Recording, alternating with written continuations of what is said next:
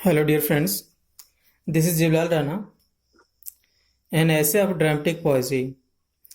My dear students, today I would like to acquaint you John Dryden's very famous critical discourse entitled An Essay of Dramatic Poesy.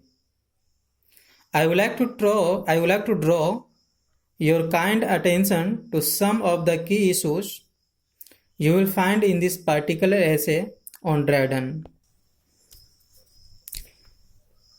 9 अगस्त 1600 9 अगस्त 1631 का date important है क्योंकि यहाँ पे ड्रैडन का birth हुआ था और उसके बाद में ड्रैडन जो थे 1700 में इनका डेथ हुआ था।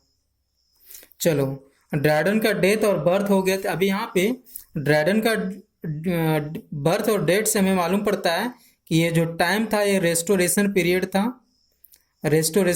था और ये 17th सेंचुरी था। ड्रैडन के बाद में डॉक्टर जॉनसन आए हुए थे लिटरेरी फील्ड में।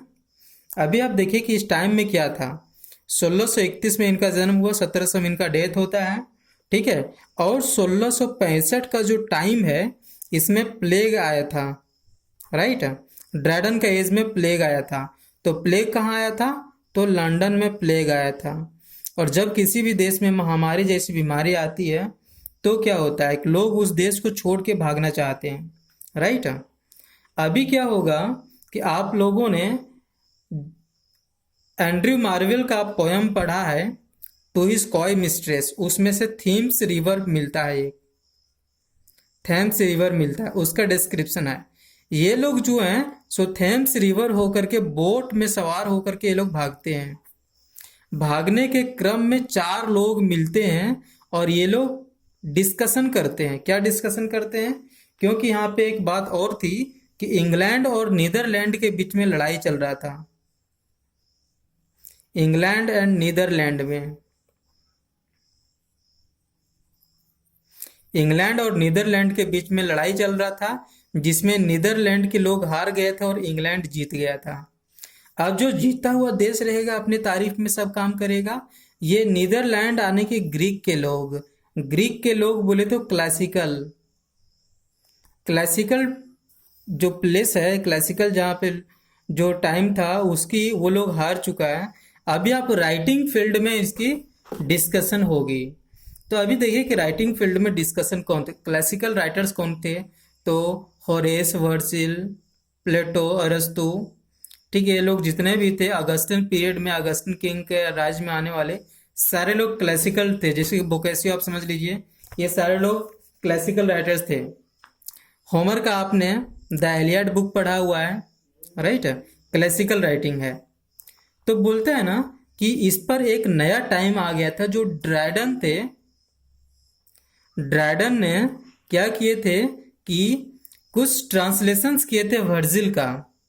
ड्रैडन वर्जिल का को जो राइटिंग था उनका ये ट्रांसलेशन करके और इसके जो ट्रांसलेशन था, ट्रांसलेशन को ये न्यू कर दिए थे।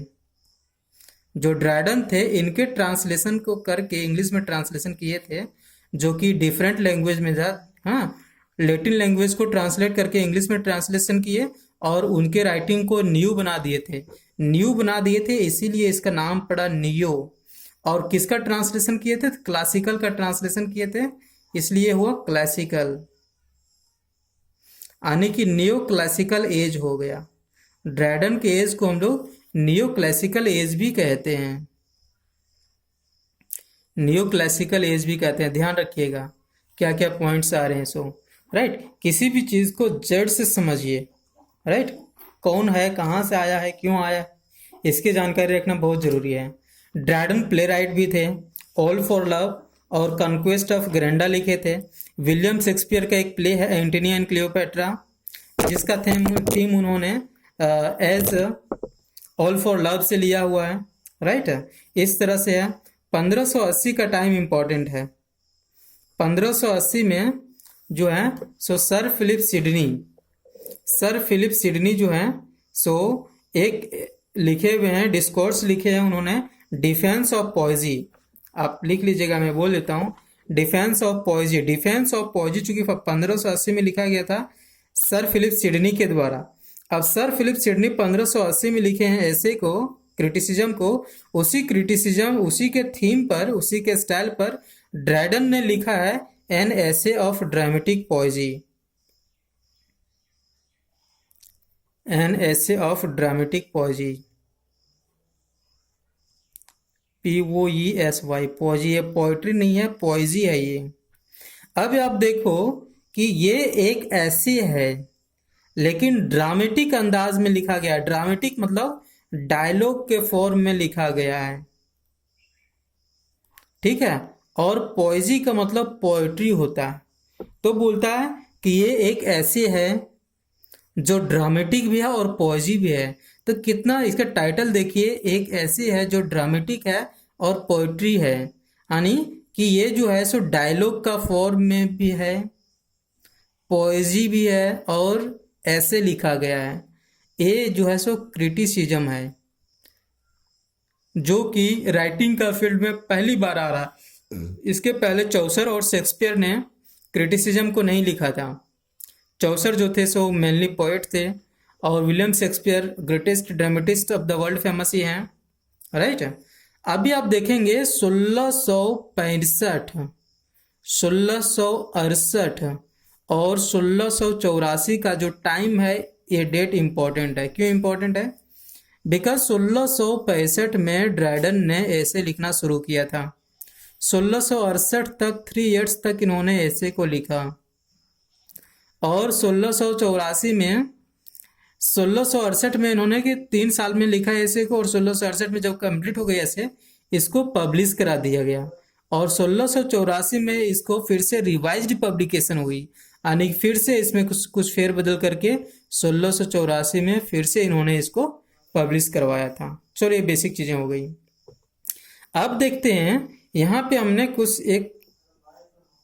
कुछ ऐसे में लिखा हूँ, बहुत इंपॉर्टेंट है। आप देखिए, आपको जल्दी याद हो जाए, इस ऐसे में 4 कैरेक्टर्स है। मैंने आपको बताया ना, ये लोग बोट पे सवार होकर के इंग्लैंड छोड़ के जा रहे हैं।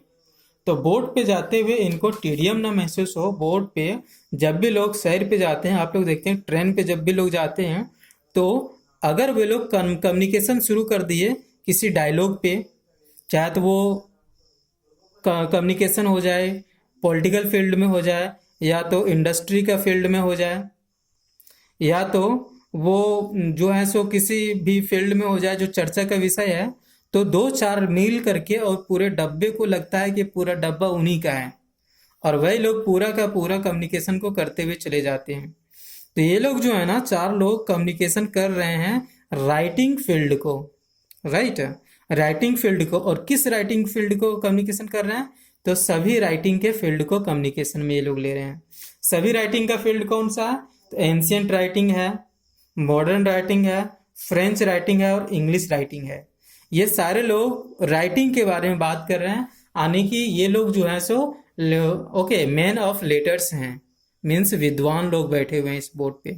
जब विद्वान लोग एक जगह पे रहते हैं तो उनकी कम्युनिकेशन तो एडवांस ही होगी, राइट। तब ये लोग एडवांस कम्युनिकेशन करते हैं।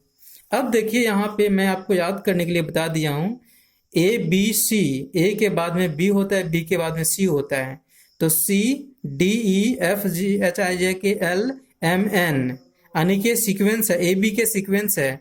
सी से होता है क्राइस्ट, C फॉर क्राइस्ट, ये कैरेक्टर का नेम है, C for Christ. E for Eugenius, UUGENIUS Eugenius. L for Lisideius, LISIDIUS Lisideius. N for Neander, NEANDER Neander, right.